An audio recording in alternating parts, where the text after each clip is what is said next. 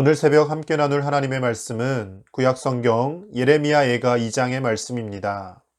오늘 하루도 하나님의 말씀으로 힘과 능력과 참된 소망을 얻는 복된 날 되시기를 간절히 축복합니다. 성경에서 짧지만 가장 슬픈 내용의 성경을 찾으라고 하면 아마 우리가 지금 보고 있는 이 예레미야 예가의 말씀이 아닐까 그렇게 생각해 봅니다.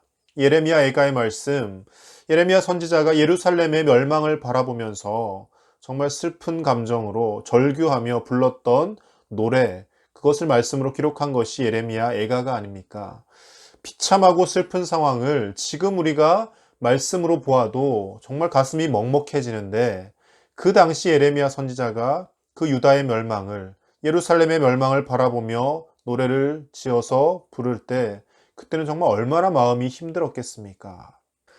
그러나 하나님의 말씀, 이 성경의 내용은 늘 슬픔과 절망으로 끝나지 않습니다.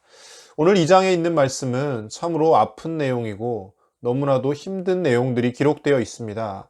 유다가 어떻게 멸망을 했는지, 또 이 예루살렘이 얼마나 잔인한 모습으로 짓밟히는지 그것에 대해서 상세하게 기록되어 있는 내용이 오늘 2장의 말씀입니다. 그런데 바로 다음 장인 3장에만 가도요, 이렇게 절망스러운 상황 가운데서도 다시금 주의 긍휼을 기대하며, 그리고 하나님 앞에서 하나님께서 우리를 다시 이 절망 속에서도 회복시키실 것이다라는 기대감을 가지고 예레미야가 노래하는 것을 볼 수가 있습니다. 그리고 우리가 이 아픔과 슬픔의 성경을 읽으면서 무엇보다 생각해야 할 것은, 우리의 죄로 인하여서 이렇게 힘들고 아픈 고통의 순간을 맞이하였지만 지금 저와 여러분들은 예수 그리스도의 희생과 사랑으로 인하여서 너무나도 큰 은혜 가운데 살아가고 있다라는 것이죠.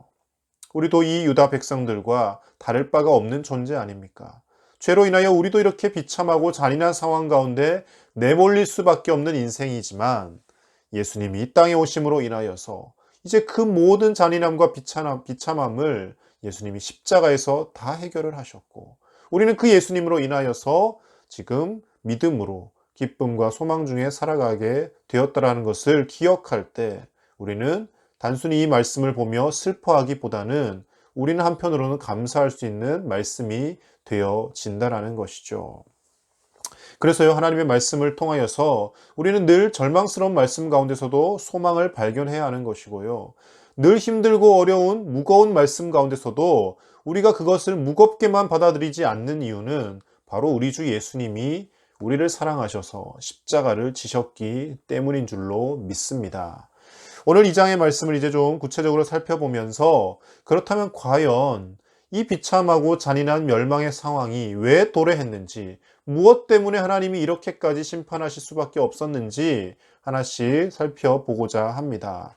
먼저 6절에서 7절 말씀에서는 예루살렘이 멸망하는데 결정적으로 누가 이 상황을 지금 주관하고 있는지를 드러내고 있습니다. 6절 7절 말씀을 제가 읽겠습니다. 주께서 그의 초막을 동산처럼 헐어버리시며 그의 절기를 폐하셨도다.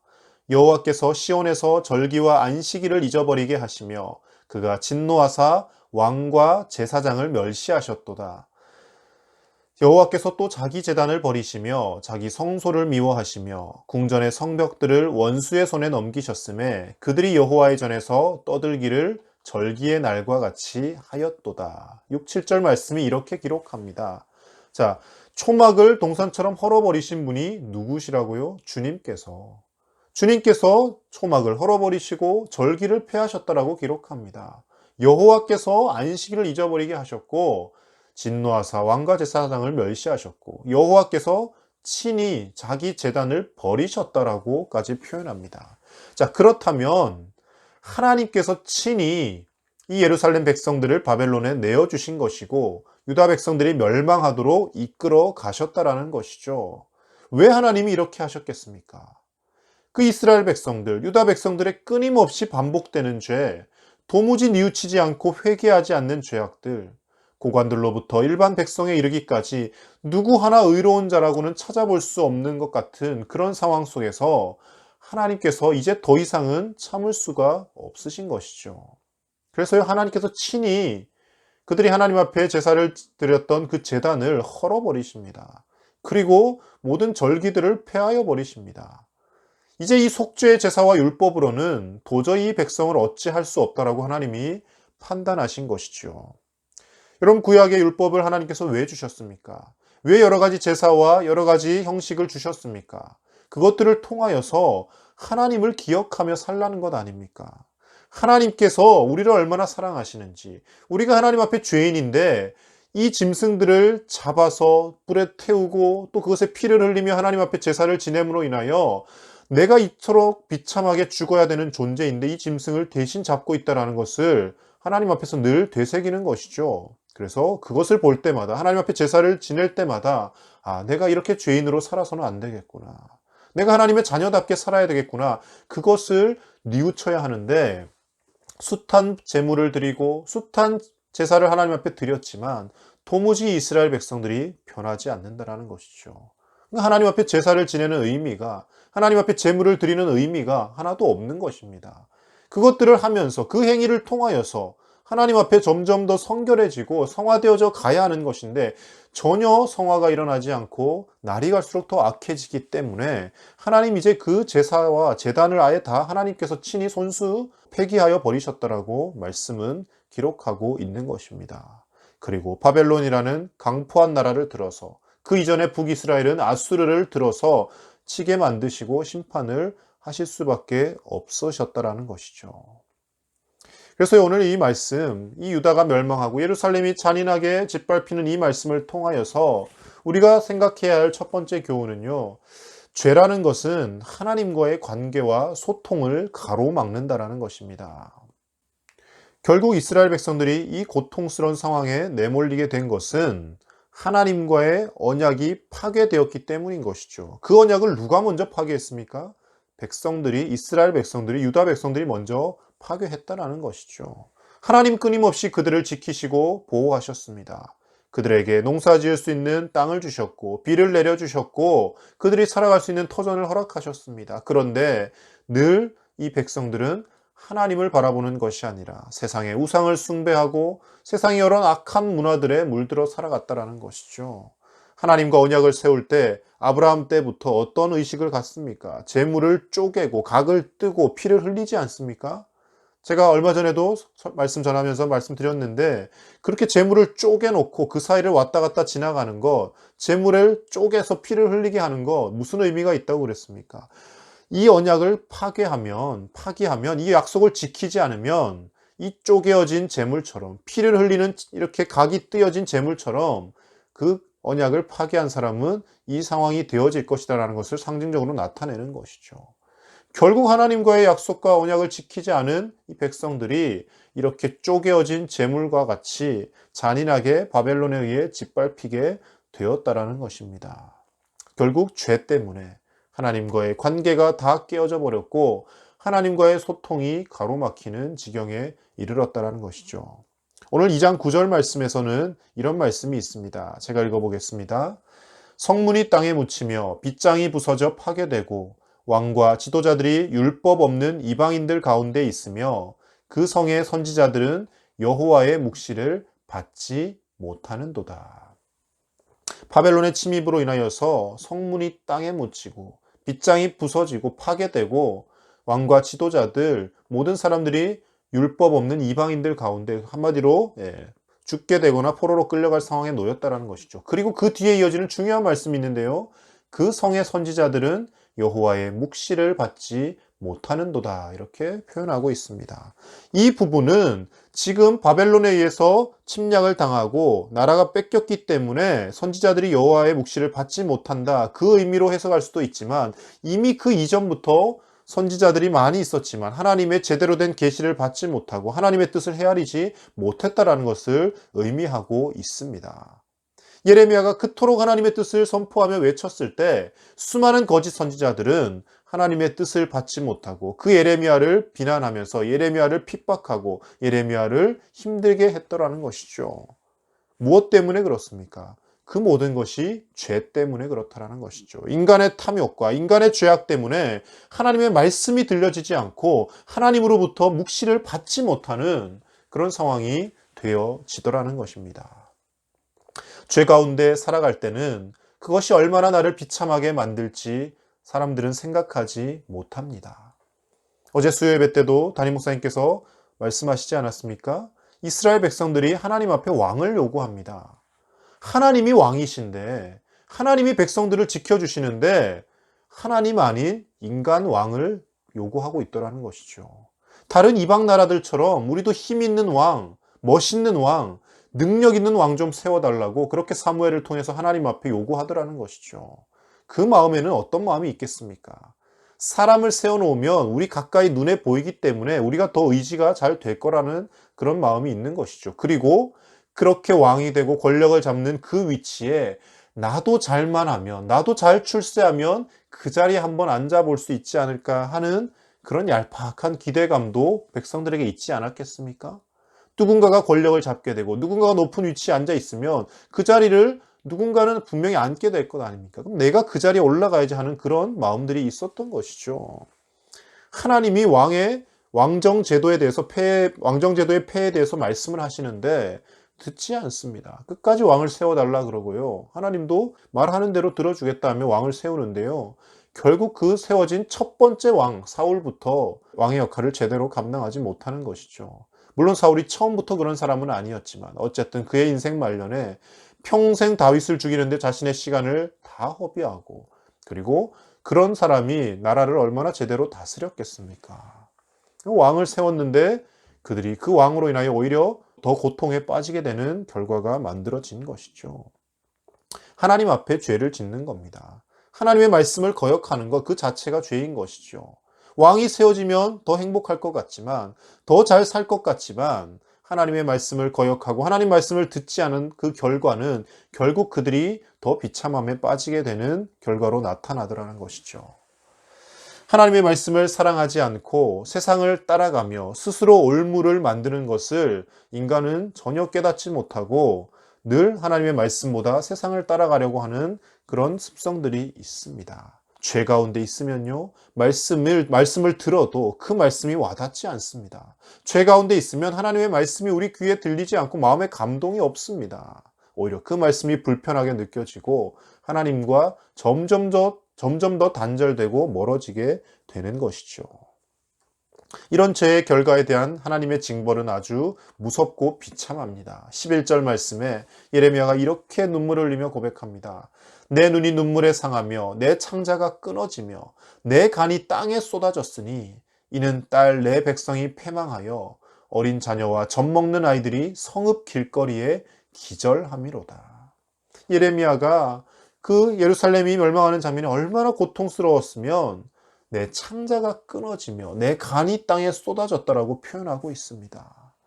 심지어 백성이 패망하는 것은 물론이거니와 어린 자녀와 젖 먹는 그 아이들까지도 성읍 길거리에 기절함이로다. 결국 성읍 길거리에 죽어 있거나 그것에서 생명의 어떤 구원을 기대하지 못하고 살고 있더라는 것이죠. 죄로 인하여서 나라가 완전히 황폐화되어져 버렸습니다. 하나님께서 오죽했으면 이렇게까지 심판을 하셨겠습니까? 우리가 언뜻 생각하면 이렇게 생각할 수 있을 것입니다. 아니, 정말 심판받아야 될 사람은 왕이나 당시의 종교 지도자들이나 높은 고위 관직에 있던 사람들 아닌가? 일반 백성들이 무슨 죄가 있는가라고 생각할 수도 있겠지만, 그러나 여러분, 성경 말씀을 쭉 읽어보십시오. 당시의 나라가 얼마나 타락하고 변질되었는지 일반 백성들까지도 하나님의 명령을, 하나님의 말씀을 전혀 따르지 않았다는 것을 알 수 있습니다. 그 증거를 어디서 찾아볼 수 있겠습니까?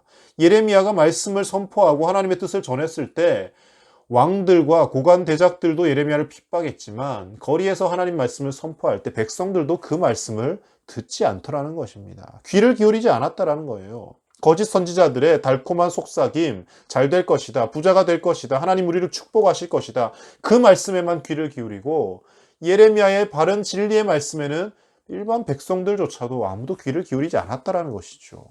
이것이 백성들도 다 똑같이 타락해서 악하게 살아가고 있었다라는 것을 잘 나타내주는 증거가 되는 것이죠. 하나님이 그래서 백성들까지도 다 멸망에 빠지고 심판을 할 수밖에 없었다라는 것입니다.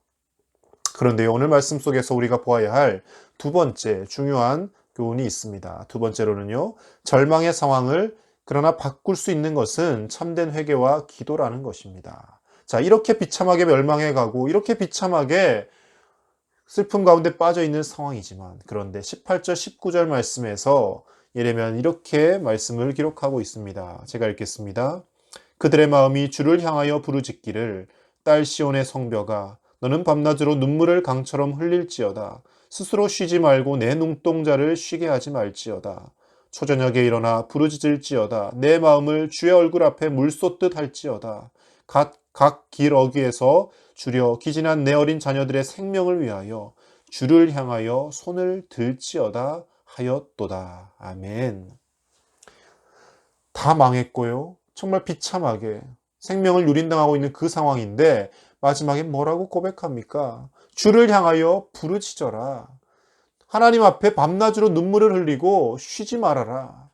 초저녁에도 일어나서 부르짖고 항상 하나님 앞에 회개해라. 그리고 내 어린 자녀들의 생명을 위하여, 다음 세대를 위하여 주를 향하여 손을 들지어다. 이렇게 말씀을 기록하고 있더라는 것이죠. 예레미야가 왜 이 말씀을 선포하고 있겠습니까?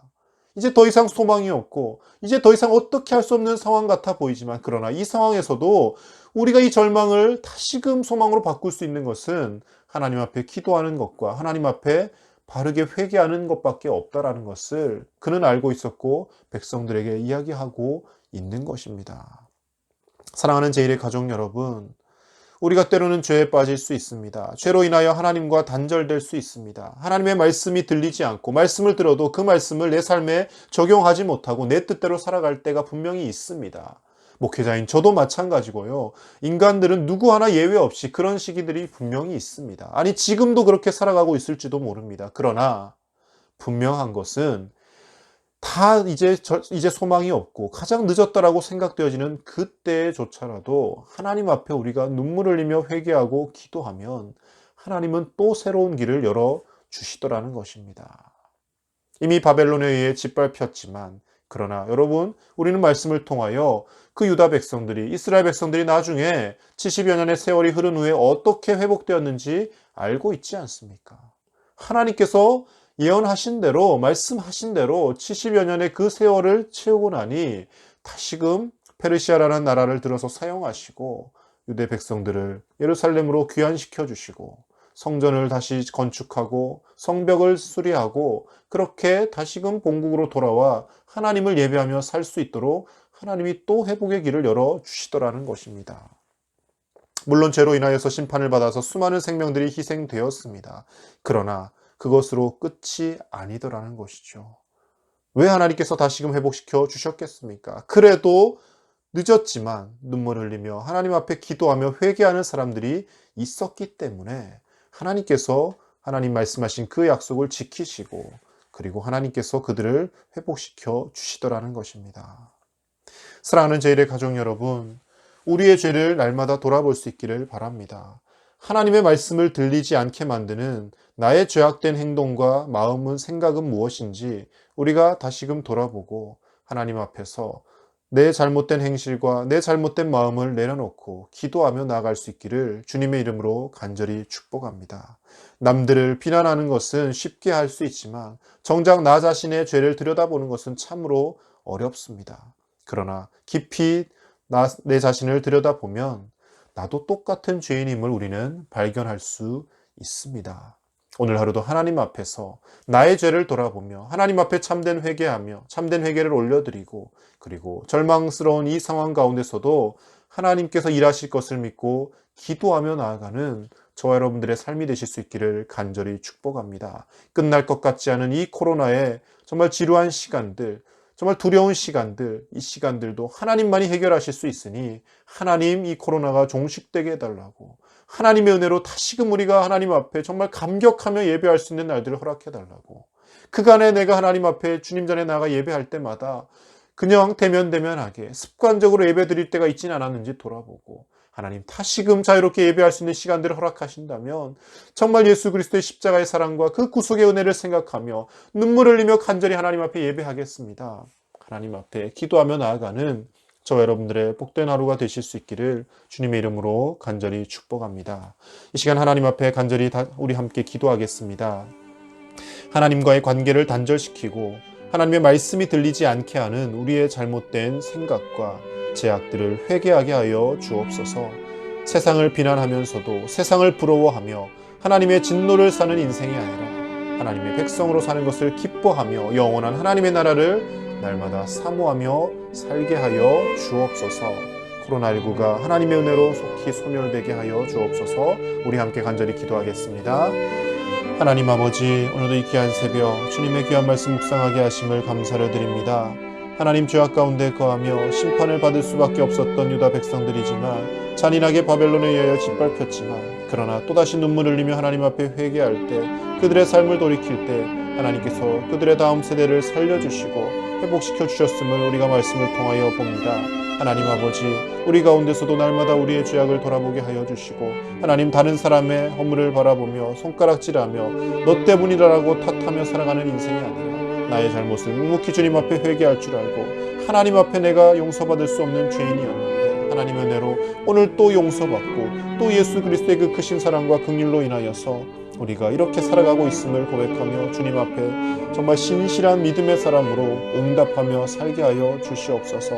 날마다 회개하여도 부족한 우리의 삶임을 봅니다. 아버지 하나님, 우리를 불쌍히 여겨주시고 하나님 아버지, 한국교회와 우리 대한민국과 온 세계 열방을 긍휼히 여겨주셔서 주님이 코로나가 속히 물러가게 하시며 하나님께서 다시금 회복시켜 주시는 놀라운 은혜가 있게 하여 주시옵소서. 하나님 아버지, 감사합니다. 귀한 이 새벽, 오늘도 하나님의 말씀을 묵상하며 하루를 시작하게 하심을 무엇보다도 감사를 드립니다.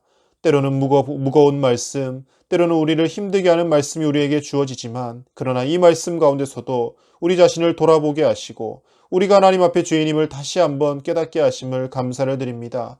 우리도 유다 백성들과 같이 똑같이 멸망당했어야 할 존재인데 예수 그리스도의 은혜로 말미암아 우리가 오늘도 이렇게 은혜 가운데 살아가고 있는 줄로 믿습니다. 하나님 아버지, 그 구원과 그 하나님의 은혜를 늘 찬송하며 살게 하여 주시고 하나님, 어떠한 어려움과 세상의 악한 물결이 우리 가운데 몰려온다 할지라도 아버지 하나님, 그 가운데서 우리의 믿음을 지키며 살게 하여 주시며 우리가 죄악과 벗하지 않게 하여 주시고 주님과 벗하며 주님과 동행하는 삶을 살아갈 수 있도록 하나님, 우리를 인도하여 주시옵소서. 세상을 비난하면서도 세상을 부러워하는 그런 어리석은 인생이 아니라 하나님의 나라, 영원한 하나님의 나라를 사모하며 그리고 오늘 우리가 살아가고 있는 이 시간, 이 땅을 하나님의 나라로 만들어가는데 우리가 거룩하게 쓰임받게 하여 주시옵소서. 코로나19가 속히 소멸되게 하셔서 감격하며 다시 하나님 앞에 나와 예배할 수 있는 날들을 주님 허락하여 주옵소서. 감사를 드리며 우리 주 예수님의 이름으로 기도드립니다.